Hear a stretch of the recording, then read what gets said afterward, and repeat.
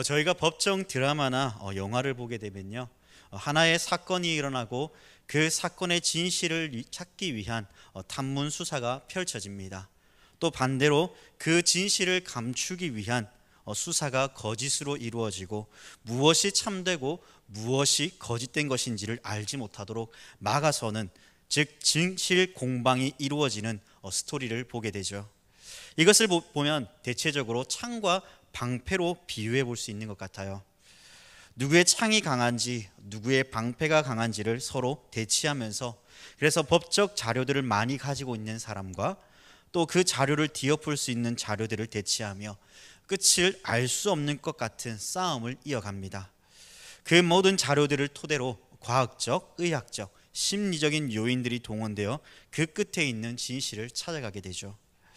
결론적으로 해답을 얻기 위해 모아놓은 자료들을 토대로 증거를 찾고 인간이 정해놓은 그 법률 안에 한 사람을 두어 참과 거짓을 나누며 판단하고 최종적으로 판사를 통해 무죄와 유죄를 확정하게 됩니다.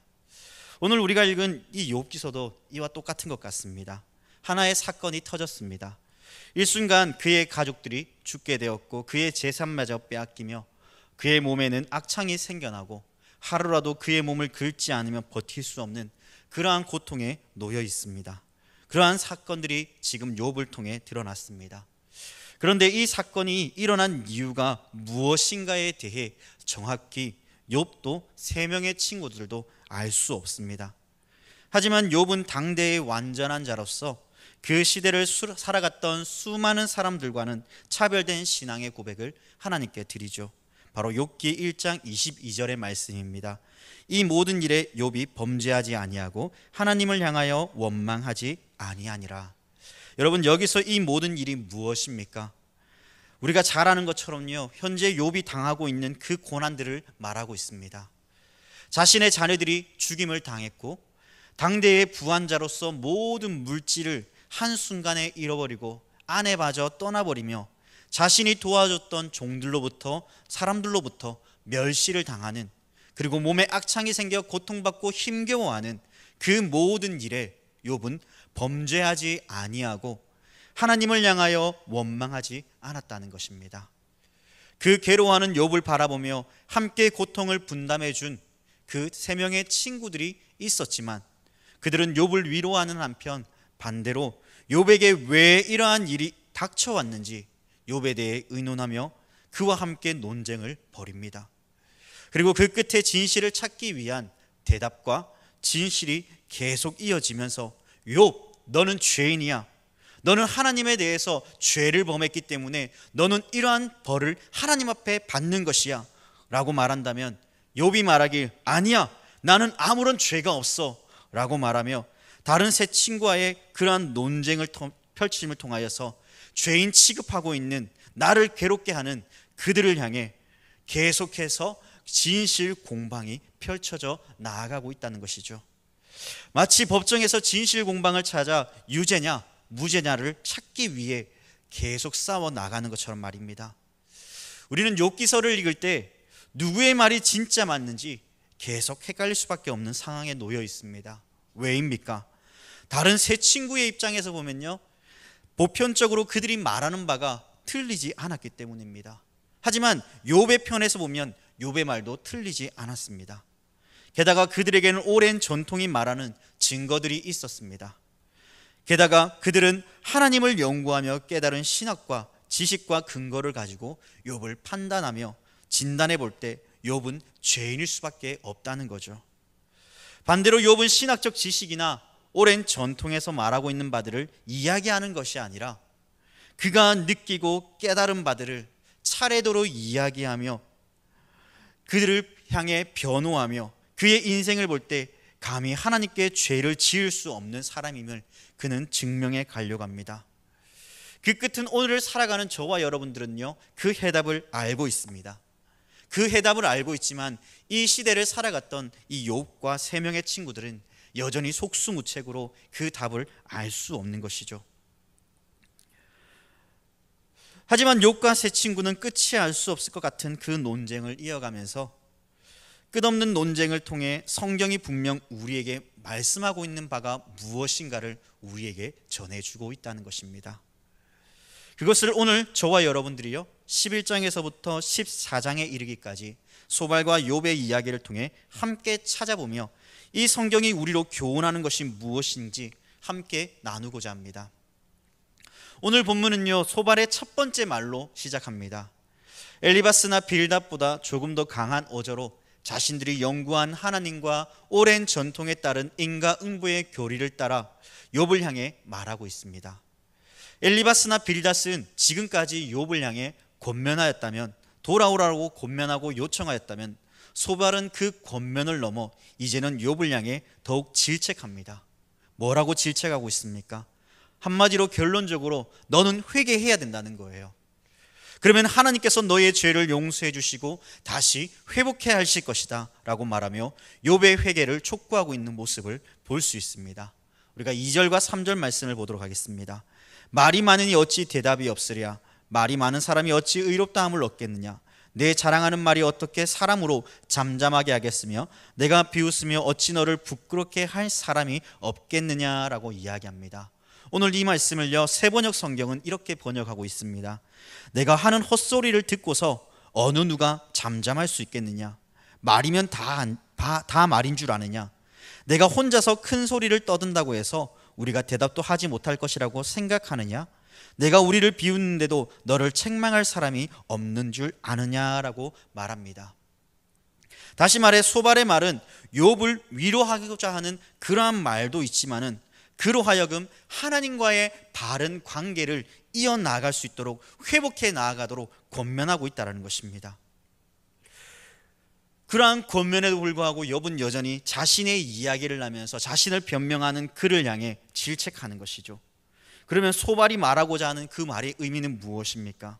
바로 욥이 변명하고 욥이 하나님을 향하여 비난을 섞인 말들을 하는 어리석은 자라고 소발은 생각했던 것입니다. 이러한 생각을 하게 된 계기가 있었습니다. 바로 9장 22절의 말씀을 잠시 보도록 하겠습니다. 그러므로 나는 말하기를 하나님이 온전한 자나 악한 자나 멸망시키신다 하나니. 욥이 지금 이러한 말을 통해서 소발이 가지고 있던 그 하나님에 대한 지식과 하나님에 대하여 함부로 이야기하는 그 욥을 향해 질책하는 것이죠. 사실 이 말씀을 보면요 그 시대의 문화나 신학의 정당성을 보면 그들에게 충분히 인정될 수 있는 말이 아닙니다. 다시 말하면 욥이 말하고 있는 이 말은요 하나님을 향해 원망하고 하나님을 질책하는 말처럼 들립니다. 왜입니까? 온전한 자나 악한 자를 하나님께서 심판하신다라고 욥은 말하고 있기 때문입니다. 쉽게 말하면 욥의 시대에는 하나님에 대해 아는 지식은 온전한 자에게, 즉 하나님을 따라가는 선한 자에게는 하나님께서 복을 주시지만은 악한 자에게는 하나님의 저주와 진노를 당하는 것이 당연하다라고 여겨지는 시대였기 때문입니다. 그래서 행한 대로 받는 것이 그들의 신앙이었고 그들의 교리였습니다. 그런데 욥은 전통적 신앙의 교리를 뿌리채 뽑아버리고 있습니다. 이러한 말을 거침없이 내뱉는 그 모습을 바라보면서 소발은 이해가 되지 않는 것이에요. 엘리바스나 빌닷이나 소발은 하나님을 연구한 자들이라고 그들은 고백했습니다. 그렇기에 욥과 지금 이러한 논리와 정당성을 열어가고 있는 것입니다. 그러면 그들의 논리에서 과연 하나님께서 온전한 자에게 심판을 내리시는 것은 옳은 것인가 라고 생각했을 때 전혀 그렇지 않다라는 것이죠. 욥이 이러한 사실을 반박하면 반박할수록 그는 변명을 늘어놓는 자였고 하나님을 모독한 자로밖에 생각할 수 없었다라는 것이죠. 우리는 흔히 내가 아는 지식을 통해 남을 판단할 때가 있습니다. 나와 생각이 다르고 나는 이렇게 알고 배웠기 때문에 이것이 답이다라고 생각할 때가 있어요. 그래서 사람들과 간혹 대화하다 보면요 그건 누가 이렇게 말했고 이것이 정설이야 라고 이야기하면서 그렇기 때문에 너는 틀렸어 내가 맞아 라고 이야기하다 보면은 서로의 의견이 맞지 않아 결국 논쟁밖에 되지 않는, 그러한 싸움밖에 되지 않는 일들을 우리는 종종 겪지 않습니까? 저도 때론 저의 얕은 지식으로 제가 아는 것을요 강하게 주장하며 반박할 때가 있습니다. 그러다 보면 그 사람의 이야기를 듣지 않고 제 이야기만 하면서 그것을 판단해버리고 결론 지어버립니다. 지금 소발 또한 그러한 소신과 확신으로 자신이 아는 하나님, 그 하나님에 대한 그 지식을 가지고 그 바른 지식과 신학을 욥에게 강조하며 전하려고 하는 것입니다. 왜냐하면 욥이 하나님에 대해 몰라도 너무 모른다라고 생각하며 그가 당한 하나님의 진노로 인해 그의 이성이 마비되고 하나님을 향해 원망하며 하나님을 향해 반박한다라고 생각했기 때문이죠.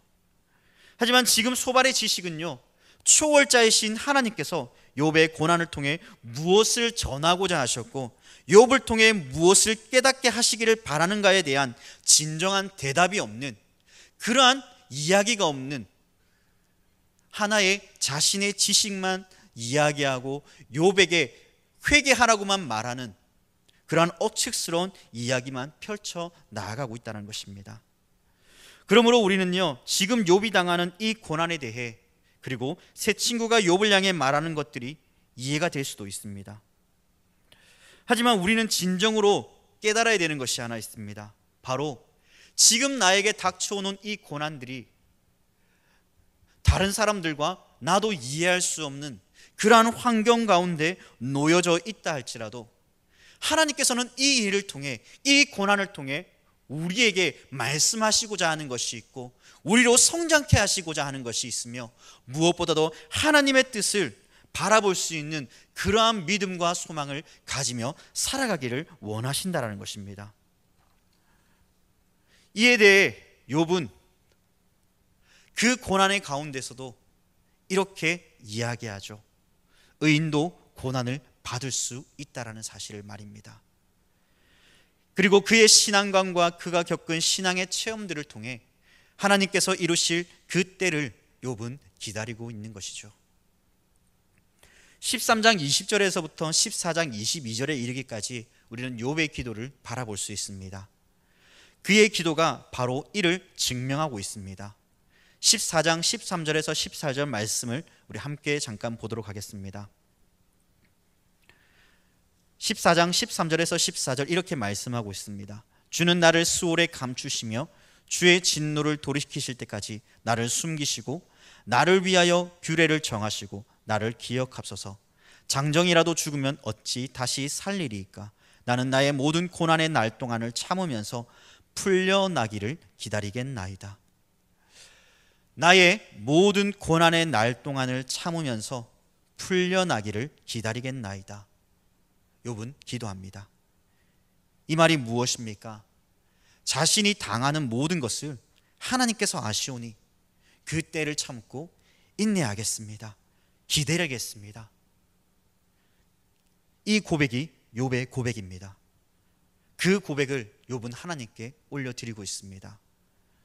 사실 욥의 기도를 또한 잘 보면요, 자신이 소망을 품고 이 소망을 품고 살아가지만 그 현실이 이루어지지 않을 것이라는 것도 누구보다 잘 알고 있습니다. 그래서 욥은 앞에서 사람이 죽으면 다시 살아날 수 없다는 것을 인정하는 한편 그럼에도 불구하고 이 일이 회복될 수 없는 그러한 현실 가운데 죽은 사람이 다시 살아날 수 없지만은 그럼에도 불구하고 하나님께서 이 일을 풀어주시기를 기대하며 소망합니다라고 욥은 기대하고 있습니다.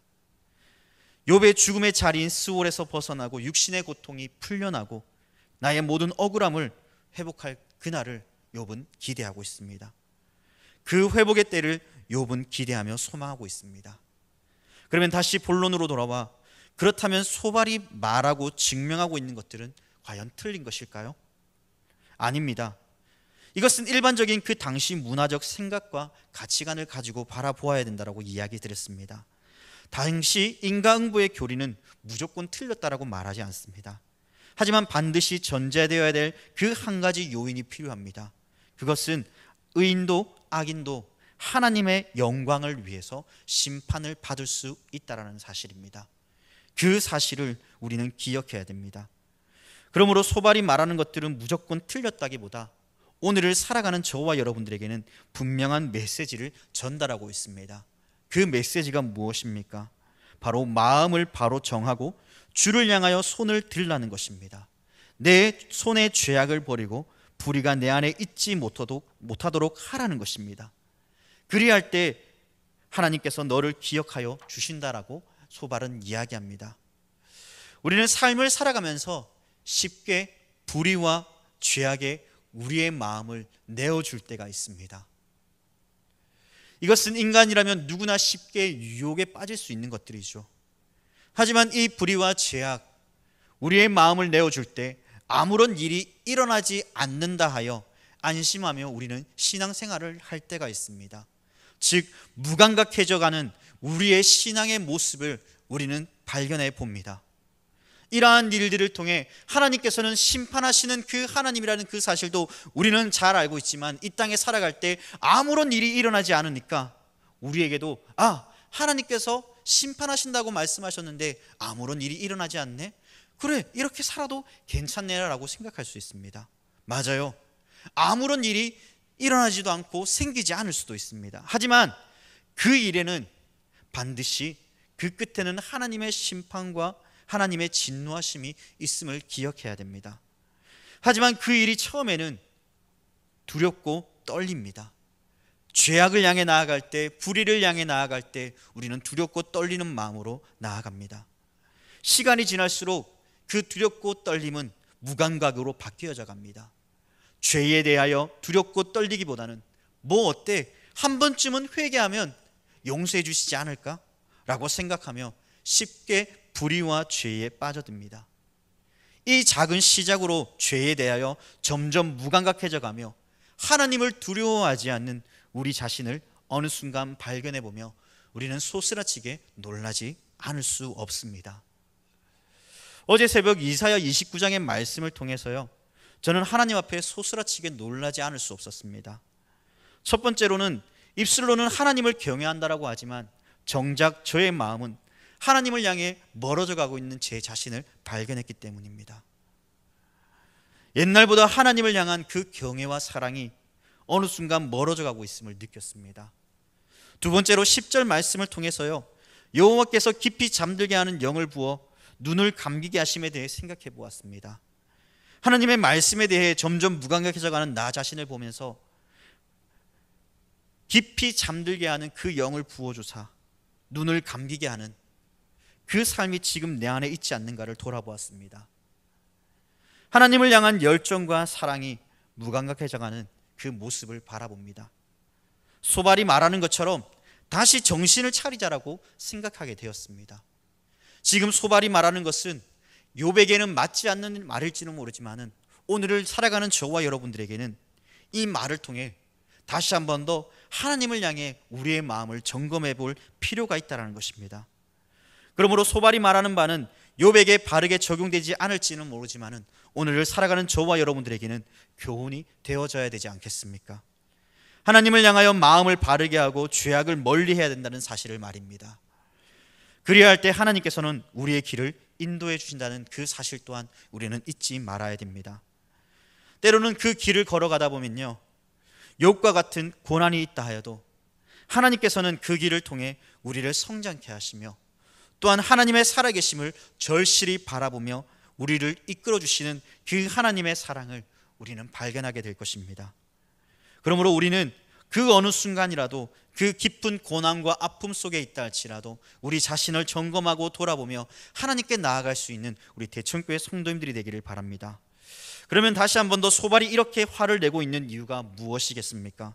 첫 번째는 욥의 죄로 인해 당하는 고난들을 회개하지 않고 많은 말로 그 상황을 모면하려고 하는 그 모습 때문에 화가 났다라고 하면, 이제는 또 다른 이유는 바로 욥이 마치 하나님을 아는 듯한 어투와 항변하는 질문을 하고 있기 때문입니다. 말씀드렸듯이 사람은 자신이 아는 보편적인 가치관과 생각이 다르면 그 생각을 바꿔주기 위해 가르치려고 합니다. 욥은 그들이 가치관과 생각을 이해하는 사람 중 한 명이었습니다. 다시 말씀드리면 욥 또한 하나님을 아는 자였고 그들이 가진 지식을 갖춘 자였음이 분명합니다. 하지만 욥이 당한 그 고난으로 인해 그는 보편적인 생각과 가치관을 넘어 자신의 인생에 당면한 그 문제에 대하여 체험하고 느낀 것들을 지금 욥의 세 친구를 통해 이야기하는 것이죠. 그들은 욥의 생각과 가치관을 제대로 이해할 수 없는 그러한 사람들이었습니다. 왜냐하면 그들이 연구하고 또한 자신들이 알려고 한 그 하나님과에 대하여 너무나 상반되는 그 말들을 욥이 하고 있기 때문이죠. 그의 잘못된 생각을 바꾸어 다시금 하나님께로 돌아오겠다는 그러한 순수한 목적과 그 권면과 그 질타가 바로 욥의 세 친구에게 있는 것입니다. 그러므로 소발은 욥이 말하는 모든 것들이 궤변처럼 느껴질 수밖에 없는 것이죠. 그렇기에 욥이 말하는 바를 콕 집어서 이야기합니다.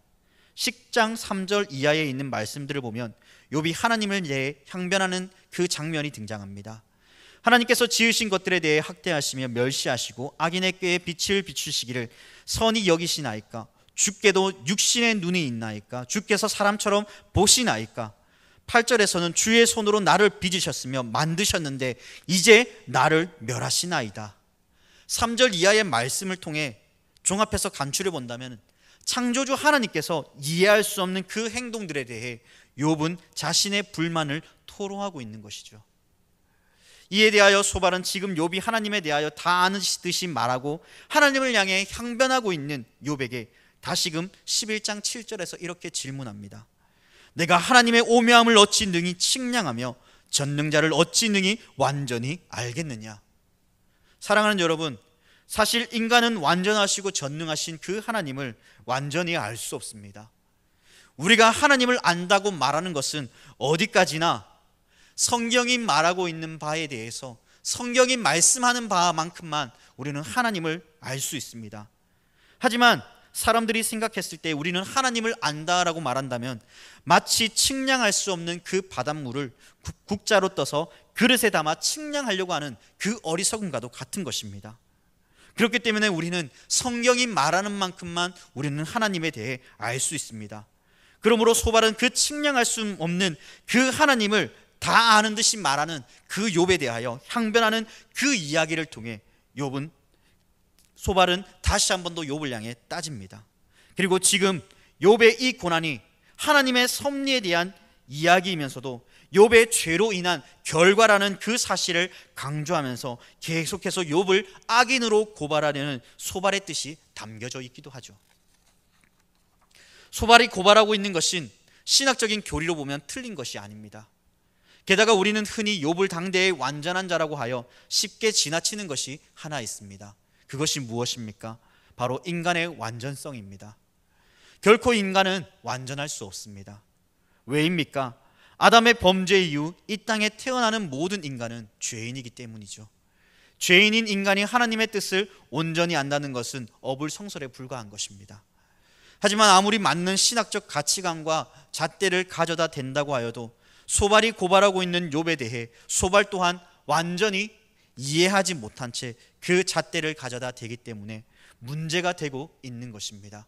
그렇기 때문에 서로 간에 그러한 대치되는 상황들이 서로 간의 의견이 맞다고 이야기하며 서로 의견을 대립하며 나아가고 있는 것이죠. 여러분, 어느 날 환자가 찾아와서 고통을 호소하고 있습니다. 그런데 의사는 그 고통을 단순한 두통으로 판단하며 약을 지어주고 돌려보냈습니다. 약을 먹고 잠시 좋아진 듯 했지만 다시 저녁이 되니까 두통이 가시지 않고 몸은 쇠하여져 결국 큰 병원을 찾아가게 됩니다.